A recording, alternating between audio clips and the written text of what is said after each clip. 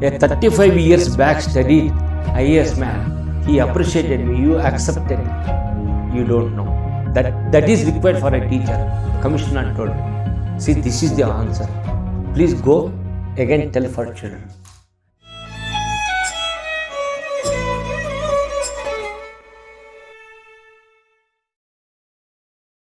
So ನಂದು MEd ಮುಗಿತಾ ಇದ್ದಾಗಲೇ ನಾನು ಆಗಲೇ ಮೊದಲಿಗೆ ಹೇಳಿದ್ದೆ ಒಂದು ಇಂಟರ್ನ್ಯಾಷನಲ್ ಪ್ರಾಜೆಕ್ಟಲ್ಲಿ ಕೆಲಸ ಮಾಡ್ತಾಯಿದ್ದೆ ಅಂತ.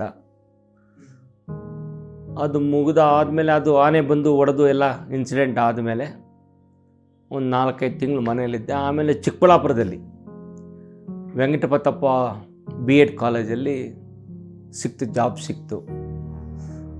ಅಲ್ಲಿ ನಾನು ಒಂದು 6 ತಿಂಗಳು B.Ed ಕಾಲೇಜಲ್ಲಿ ಲೆಕ್ಚರರ್ ಕೆಲಸ ಮಾಡಿದೆ. 86, 87 ಒಂದು 6 ಮಂತ್ಸ್ ಕೆಲಸ ಮಾಡಿದೆ.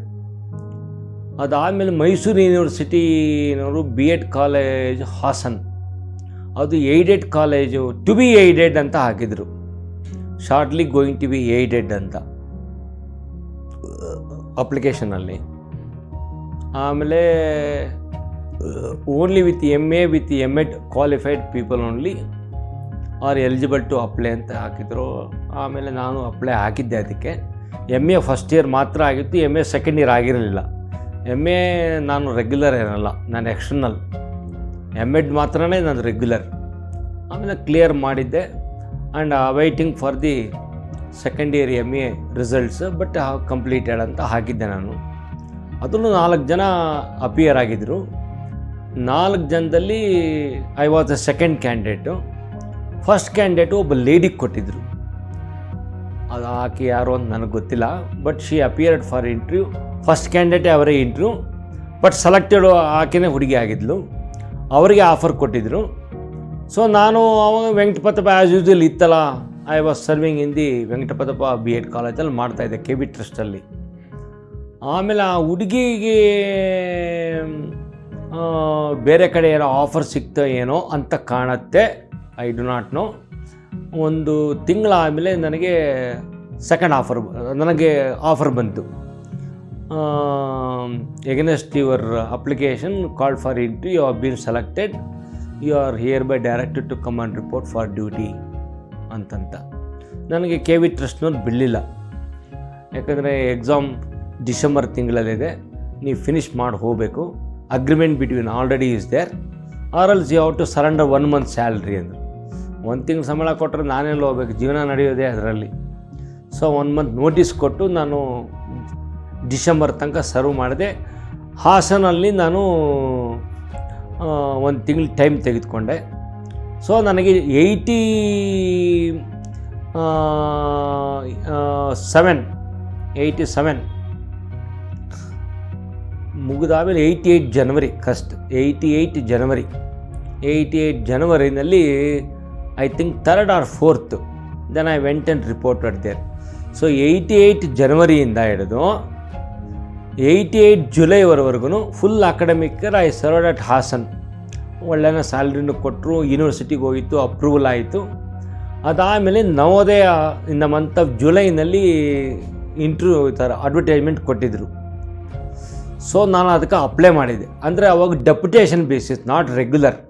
That is called the foreign service ಅಂತ.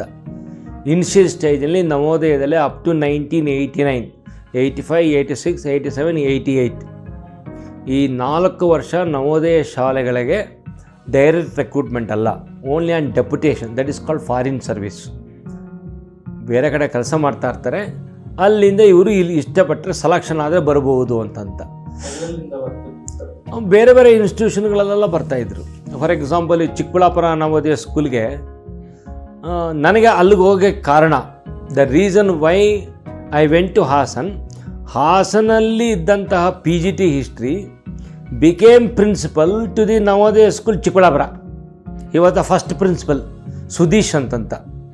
ಆ ಪೋಸ್ಟ್ ಖಾಲಿ ಆಯಿತು. ಆ ಪೋಸ್ಟ್ಗೆ ನನ್ನ ತೆಗೆದುಕೊಂಡ್ರು. Because he came on deputation to Navodaya, Sudheesh ಅಂತ. ಸೊ ನನಗೆ ಆವಾಗ ರಿಕ್ವೆಸ್ಟ್ ಮಾಡಿದೆ, ಸರ್ ನಾನು I want to go for Navodaya school. ಅವನಪ್ಪ ಹಿಂದೆ ಒಬ್ಬರಿದ್ದರು, ಅವರು ನಮ್ಮ ನವೋದಯದಲ್ಲೇ ಕೆಲಸ ಮಾಡ್ತಾರೆ, ನಿಮ್ಮ ಜಿಲ್ಲೆಯಲ್ಲೇ ಕೆಲಸ ಮಾಡ್ತಾರೆ, ನಿಮ್ಮ ಕೋಲಾರ ಜಿಲ್ಲೆಯಲ್ಲಿ ಅಂದರೆ ಡೀಟೇಲ್ಸ್ ಎಲ್ಲ ಕೊಟ್ಟರು. ಇರಲಿ ಬಿಡಿ. ಆಮೇಲೆ ನಾನು ಅಪ್ಲೈನೂ ಮಾಡಿದೆ, ಪರ್ಮಿಷನ್ ಕೊಟ್ಟರು, ಇಂಟ್ರ್ಯೂನೂ ಬಂತು. ಬೆಂಗಳೂರಿನಲ್ಲಿ ಇಂಟ್ರ್ಯೂ ಆಯಿತು. ಇಂಟ್ರ್ಯೂ ಕೊಟ್ಟೆ. ನಮ್ಮ ನವೋದಯ ವಿದ್ಯಾಲಯ ಸಮಿತಿ ಡೈರೆಕ್ಟ್ರ್ ನಮ್ಮನ್ನೆಲ್ಲ ಇಂಟ್ರ್ಯೂ ಮಾಡಿದ್ದು. ಅಲ್ಲಿ ಕಾಲ್ದಲ್ಲಿ ಸೆಲೆಕ್ಷನ್ ರಿಟರ್ನ್ ಎಕ್ಸಾಮ್ ಅಲ್ಲ. The way how the teacher he communicates the children, how he takes the lesson, how he develops the lesson, how he answers the question ಅನ್ನೋದನ್ನು ಒಂದು 10 ಜನ ಮಕ್ಕಳನ್ನ ಕೂಡಿಸಿರ್ತಾರೆ, ಒಂದು ಡೆಮೋ ಕ್ಲಾಸ್. ಸೊ ನಮಗೆಲ್ಲ ಕೆ ವಿ ಸ್ಕೂಲಲ್ಲಿ ನಡೀತು ಬೆಂಗಳೂರಲ್ಲಿ, ರಿಚ್ಮಂಡ್ ಸರ್ಕಲ್ ಆ ಥರ ಕೆ ವಿ ಸ್ಕೂಲ್ ಬರ್ತದೆ. ಅಲ್ಲಿ ಒಂದು ನನಗೆ 9ನೇ ಕ್ಲಾಸಲ್ಲಿ 9th ಬಿನೋ 9th ಸಿನಲ್ಲಿ ಒಂದು ಕ್ಲಾಸ್ ರೂಮ್ನಲ್ಲಿ ಬಿಟ್ಟರು. ಒಂದು 10 ಜನ ಮಕ್ಕಳಿದ್ರು, ಹುಡುಗ ಹುಡುಗಿಯರು. ಹಿಂದುಗಡೆ ಸೆಲೆಕ್ಷನ್ ಕಮಿಟಿ ಇತ್ತು. ಸೊ ಒಂದು ಟಾಪಿಕ್ ಕೊಟ್ಟರು, ಪಾಠ ಮಾಡೋ ಇದು ಅಂತಂತ. ಸೊ ಅದು ಒಂದು ಪರ್ಸನಲ್ ಟಾಕ್. ಏನು, ಎಲ್ಲಿ ಓದ್ದೆ, ಏನು ಮಾಡಿದೆ, ಎಲ್ಲಿ ಕೊಟ್ಟರು ಹೋಗ್ತೀಯಾ, ಎಲ್ಲಿ ಸರ್ವಿಸ್ ಮಾಡ್ತೀಯ, ನವೋದಯಗೆ ಹೇಗೆ ಬರಬೇಕು, ನವೋದಯ ಹೆಂಗೆ ಗೊತ್ತಾಯ್ತು ನಿನಗೆ, ಎಲ್ಲ ಕೇಳೋದು, ಎಲ್ಲ ಹೇಳಿದ್ದಾಯಿತು. ನಾವು the last stage called as the practical class observation. Personal talk was over. ನಾವು practical class demonstration. So 9th ಕ್ಲಾಸಲ್ಲಿ ಬಂದು ಬಿಟ್ಟರು. ಅದೊಂದು 20 ಮಿನಿಟ್ಸ್ ಪಾಠ ಮಾಡಿದೆ ನಾನು. So how you are going to start the lesson, you start, take any topic as you like ಅಂತ ಹೇಳಿದ್ರು.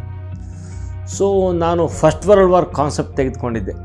ಫಸ್ಟ್ ವರ್ಲ್ಡ್ ವಾರ್ ಅದಕ್ಕೆ ಸಂಬಂಧಪಟ್ಟಾಗಿ ನಾನು ಮೊದಲಿಗೆ ಹೇಳಿದರು, ನಿಂಗೆ ಬೇಕಾದ ಟಾಪಿಕ್ ತಗೋ, ಅಲ್ಲಿ ನೀನು ಲ್ಯಾಬ್ಗೆ ಹೋಗು, ನಿಮಗೆ ಬೇಕಾಗಿದ್ದ ಟೀಚಿಂಗ್ ಏಡ್ಸ್ ತಗೊಂಬಂದು ಕ್ಲಾಸ್ ರೂಮ್ನಲ್ಲಿ ಈ ಟೈಮ್ನಲ್ಲಿ ನೀನು ಇರಬೇಕು ಅಂತ. ನನಗೆ 12:20 1 ಗಂಟೆ ಟೈಮ್ನಲ್ಲಿ. Morning interview for 9 to 10 o'clock interview ಆಗೋಗಿತ್ತು ನಂದು. ಸೊ ನಾನು 12:20 ಕಾಯ್ತಾಯಿದ್ದೆ ಡೆಮಾನ್ಸ್ಟ್ರೇಷನ್ ಕ್ಲಾಸ್ಗೆ. ಅಷ್ಟೊತ್ತಿಗೆ ನಾನೆಲ್ಲ ಪ್ರಿಪರೇಷನ್ ಮಾಡಿಕೊಂಡು ಟೀಚಿಂಗ್ ಏಡ್ ಇಟ್ಕೊಂಡು ಕ್ಲಾಸ್ ರೂಮ್ನಲ್ಲಿದ್ದೆ. So as usual I did not start the class immediately after the topic. So I interacted with the children lovely. I made the children to stand, made the children to sit. I made the boys and girls to give a clap and laugh. A kind of attraction towards the class. That is the way only teachers have to teach.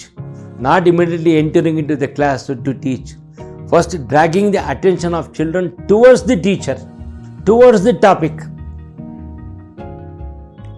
So ನಾನು ಈಗಲೂ ಅದೇ practice ಮಾಡ್ತೇನೆ. ನಾನು class room ಒಳಗೆ ಹೋದ್ರೆ ನಾನು ಏಕ್ದಮ್ ಪಾಠ ಮಾಡೋಕ್ಕೋಗಲ್ಲ. ಹಿಂದಿನ ಸ್ಟೋರಿ ಕೇಳ್ತೀನಿ. What children yesterday are done very superb in the assembly, what a beautiful talk you gave, please tell again ಅನ್ನೋದು ನಂದು. ಆಮೇಲೆ ಅದಕ್ಕೆ ಕ್ಲಾಪ್ ಮಾಡಿಸೋದು, ಈ ಥರ ಮಾಡ್ತೀನಿ ನಾನು. ಸೊ ಆವತ್ತು ನಾನು ಆ ಥರ ಮಾಡಿ ನಾನು ಸ್ಟಾರ್ಟ್ ಮಾಡಿದೆ. ಟಾಪಿಕ್ ತೆಗೆದುಕೊಂಡೆ, ಮಕ್ಕಳನ್ನ ಕೇಳಿದೆ. So I started getting answers from children, not from I ಎಲಿಸಿಟೆಡ್.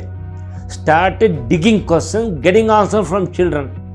So asking the children to come to the board and locate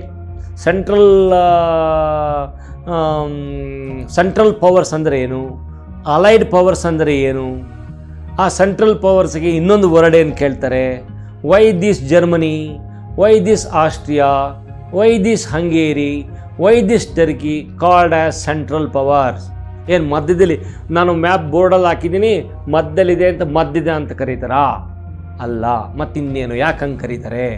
just ನಿಮ್ಗೆ ಉತ್ತರ ಬೇಕು ಅಂದರೆ I am giving a clue. Just look at children, I am putting my what we call that, ಅವಾಗ ಏನು pen ಮಾತ್ರ ಇತ್ತು. See all of you observe towards my pen, I am putting, showing over Germany on the map, showing the circle. Just you come down, little down, showing called Austria, little down called Hungary, little down called as Bulgaria, little down called as Turkey. These are all one line in a map of European continent, not Europe, European continent. Why these are called as central? You might one girl, sir, these countries in the middle of the European countries called as central. See how the answers got. Then next come to the allied countries called England, France, Russia and America. So allied countries called understanding countries, ಅದಕ್ಕೊಂದು example ಕೊಟ್ಟೆ, ಎಲ್ಲ ಆಯ್ತು ಬಿಡಿ. So ಹೀಗೆ made the children to understand why allied and while. ಆಮೇಲೆ ಒಬ್ಬ student ಕೇಳಿದಪ್ಪ ಸೆಲೆಕ್ಷನ್ನಲ್ಲಿ ಕ್ಲಾಸ್ ರೂಮ್ನಲ್ಲಿ, ಸಾರ್ ಯುದ್ಧ ವರ್ಲ್ಡ್ ನಡೆದಿದ್ದು ಈ France, England, Russia with Germany, Austria and Hungary. Why America came sir? America far off across the Atlantic Ocean. Why America came? There was no conflict with Germany, conflict with Austria and Hungary over America. America separate land. Moreover, America and Russia dushman countries, mean very antagonism countries. Why? One girl asked me that, then openly said, children, I do not know this. Sorry, I will try. I will find out and I communicate this answer to your class teacher. Please tell me. Please take the answers from that respective teacher. But I am truly speaking, I do not know this. Okay, sir. So, teacher must accept the thing which he or she doesn't know. Should not give the wrong answer. That for that answer, see, the IAS officer a long back, 35 years, 40 years back studied. I am a new entrant. I must know a 35 years back studied IAS man. In the personal talk, he appreciated me. You accepted. You don't know. That quality, that is required for a teacher. Then teacher told, that the director told, commissioner told, see, this is the answer. Why America entered. Please go again tell for children. So interview was over. Then after that several questions, all questions are answered, whatever I know. And then little bit the director told, your English is not up to the mark. You are doing here and there some grammar mistake. So is who, was who, he or she, and has who, had, you are enormously using. Proper way of using the sentences. If you pick up very well, you undergo for training with some English teacher, because nowadays schools is a new concept. Because this is the first time we are introducing. So many talented children are coming. You should not become little before the children. Children know better than teachers. They teach for teachers. You have to learn. Understand? Like that. So, interview was over. I was sent. And after 10 days are over, 10 days, almost 2 weeks are over, then order came for me. You have been selected and posted to be there. So according to our agreement, our committee in the Hassan B.Ed College relieved me, deputed. I went and joined on 5th December.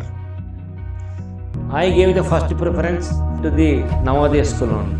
Like ಆ 4 ವರ್ಷ my attachment with the children was super. To whom I taught at Bidar, they are above my cadre now.